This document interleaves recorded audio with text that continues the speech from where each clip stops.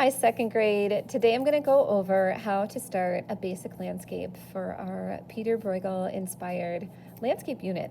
You just need a sheet of paper and a pencil. So I'm going to start with the foreground. That's the part lowest on the page, closest to us. Also think about too what time of year your picture takes place in. Is it the winter? Is this going to be snow? Is it the spring? Is it going to be fresh green grass? So it's good to kind of have those ideas in our mind as we work. So notice how I started at the bottom of the page, and I just made sort of a single line that kind of waves and curves from one end to the other. Now as I move into the middle ground, this is going to be just where it sounds like it is, right around the middle of the paper. I'm going to come in and make maybe a hill or two. We'll do one on this side. Maybe I'll do another one over here. Of course, you do it however you want. This will be my middle ground where things get to be further in the distance, okay? So far, the lowest on the page is the closest. This is medium, and then we'll move into the background. A lot of Peter Bruegel's work, he showed mountains. And so if you want to add mountains, that's totally fine, and it'll look great. Sometimes I do sort of a little mountain ridge. I almost think of that as the letter M being stretched out. Maybe there's some there. And another layer of mountains that kind of connect. There we go. You could also just simply do more hills off into the distance. All right. Now, with thinking about your time of year, we're going to make a tree in the foreground, the middle ground, and the background. All right. We're going to show distance using size. So the tree in the foreground should be large. As we move into the middle ground, they'll be medium. And then, of course, ones way in the distance will be very small to show they're far, far away.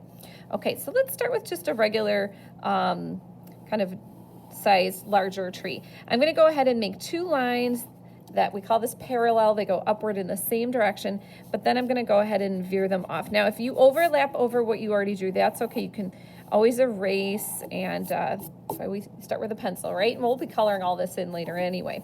So I just kind of did the letter Y there, and to show more detail with branches, I'm going to do a V in the middle. And then from here, I just sort of create all kinds of diagonal lines going in different directions. Now, if it's a winter tree, I might simply just do lots of twigs and branches.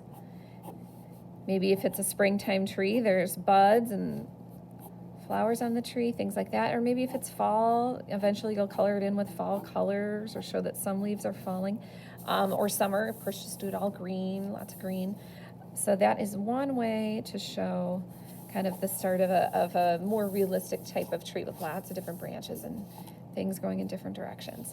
All right, if this is confusing, I'll show you another simplified version here in the middle ground. Let's do a medium-sized tree here, and this one's going to be, again, just the two lines, veer off into a Y, and then put the V in the middle. And then, of course, I can add sort of a bumpy line around it.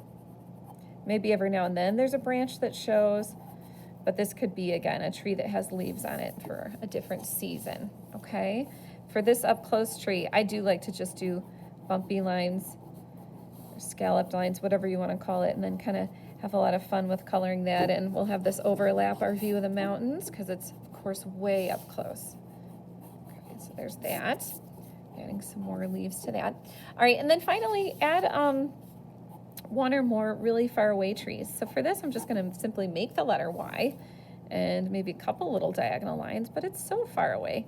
You can even show some evergreens up in the mountains there, right? It's just sort of doing diagonal lines that go downwards in a triangular space, but that kind of shows we have here again near, medium, far.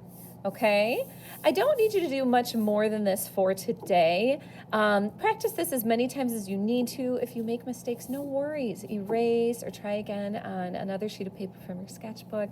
Next week, what we'll do is we'll start talking about the coloring process. We're going to be adding houses, okay, and then we'll, of course, move into details. So that'll be lots of fun for you. All right, thanks for watching.